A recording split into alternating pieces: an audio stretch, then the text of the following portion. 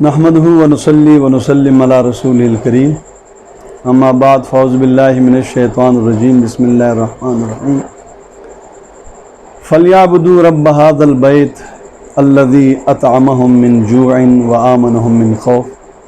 صدق اللہ العظیم۔ اس دفعہ حسن امدال کے سطح پر عید سے 2-3 دن پہلے جو وقوع پذیر ہوا، میں 96 سے حسن امدال میں ہوں۔ حسن امدال امن کے حوالے سے مثالی شہر ہے، باہمی محبت اخوت کے حوالے سے ہم نے دیکھا الحمدللہ ایک مثالی شہر ہے۔ مسالک کے آپس میں تعاون اور محبت میں بھی ہم نے دیکھا یہاں کبھی کوئی ایسا واقعہ پیش نہیں آیا جس کی وجہ سے یہاں کے رہنے والوں کو پریشانی ہو یا انتظامیہ کو۔ حضرت مولانا حامد علی رحمانی رحمہ اللہ اور اسی طرح حضرت مولانا قاری عبدالرحمن صاحب مدظل العالی اور جناب چودھری جمشید صاحب کو ہم نے ہر معاملے میں پیش دیکھا۔ انتظامیہ کے مشکلات کو بھی یہ جانتے ہیں اور انہوں نے ہمیشہ عوام اور انتظامیہ کے درمیان پل کا کردار ادا کیا، اور ان کی محنتوں سے ہم نے دیکھا یہ پرامن شہر۔ جب مذہبی معاملات آتے ہیں تو ماشاءاللہ انجمن تاجران ہمیشہ پیش رہتے ہیں، جب کوئی سیاسی معاملات آتے ہیں اس میں بھی یہ الحمدللہ باہمی محبت کا فضا بناتے ہیں۔ پہلی دفعہ یہ وقوع پذیر ہوا، آپ جانتے ہیں کہ حالیہ کرونا کے حوالے سے ملک میں بہت سارے پالیسیاں آئیں۔ میں سمجھتا ہوں کہ ہماری ناسمجھی تھی یا بدقسمتی تھی، 2 طبقوں نے اس میں مکمل حکومت کے قوانین کی پاسداری کی، ایک مذہبی طبقہ اور دوسرا انجمن تاجران نے۔ جن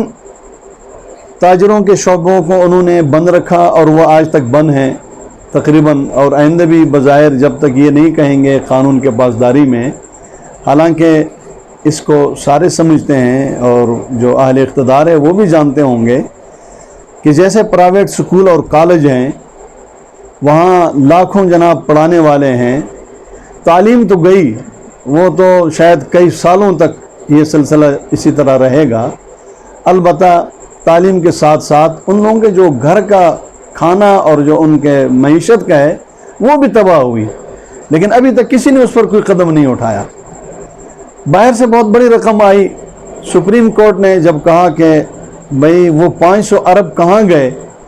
تو سپریم کورٹ میں ایک رپورٹ جمع کی گئی ہے حکومت کی طرف سے کہ ہم نے فی آدمی 25 لاکھ روپے لگائے ہیں۔ چیف جسٹس سپریم کورٹ نے اس پر نوٹس لیا، اس نے کہا کہ تم نے 25 لاکھ ایک پر لگائے کہاں ہیں؟ تم نے تو ان کو قید کر کے رکھا تھا اور چھوڑ دیا، وہ چھوٹ کر گھر گئے ہیں۔ یعنی ایک طرف اتنی بڑی غفلت، یہی رقم جو طبقہ ہمارا خصوصاً تاجروں میں سے جن کی دکانیں ابھی تک بند ہے، بڑے بڑے ہال بند ہے، شادی ہال بند ہے، تعلیمی ادارے بند ہے، یہ ان کے ساتھ تعاون میں اگر خرچ ہوتے تو شاید آج یہ مشکلات نظر نہ آتی جو ہر آدمی کو اپنے گھر میں محسوس ہو رہی ہے۔ الحمدللہ علماء کرام نے پہلے دن، گورنمنٹ نے تو غالباً 17 سے اعلان کیا، 17 مارچ سے، حضرت مولانا فضل الرحمان صاحب نے 13 اور 14ویں رات کو ایک ویڈیو اپنا پیغام دیا کہ پورے پاکستان میں جمعیت علماء اسلام کے تمام سلسلے رک جائیں گے، کوئی پروگرام نہیں ہوگا،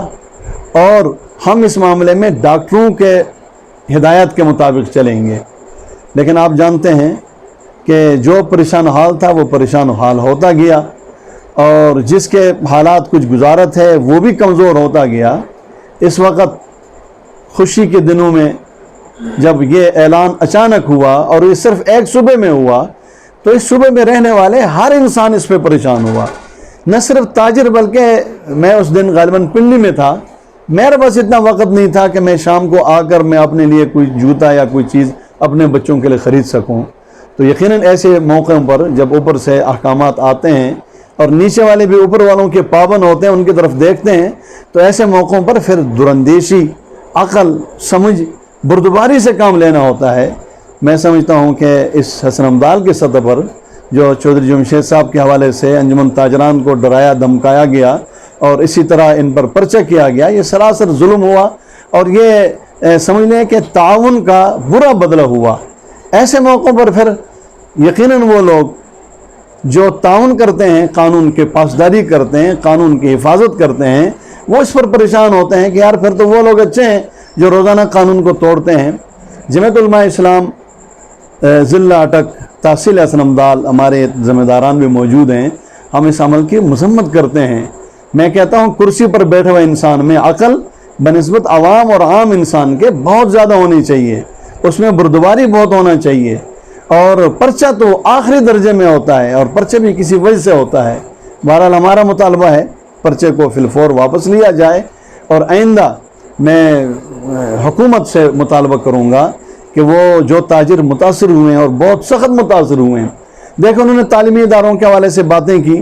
وفاق المدارس عربیہ پاکستان نے حکومت کی اجازت سے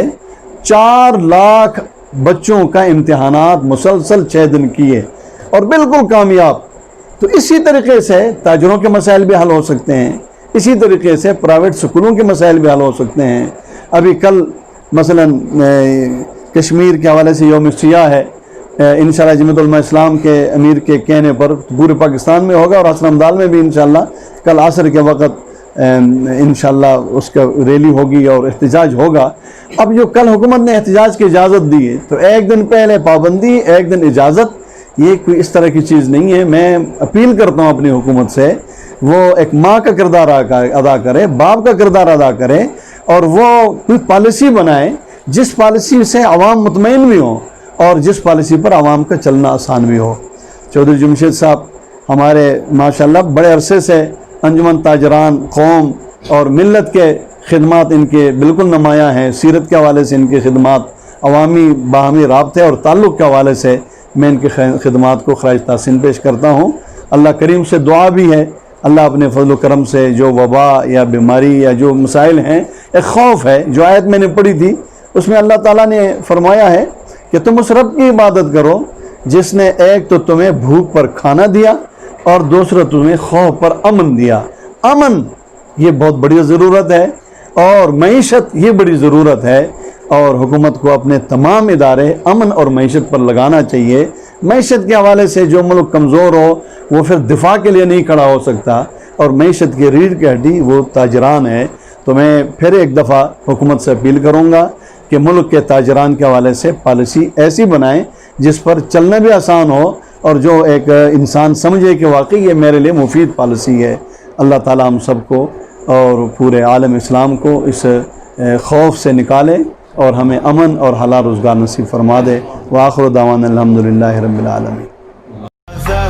It's caught in the crossfire.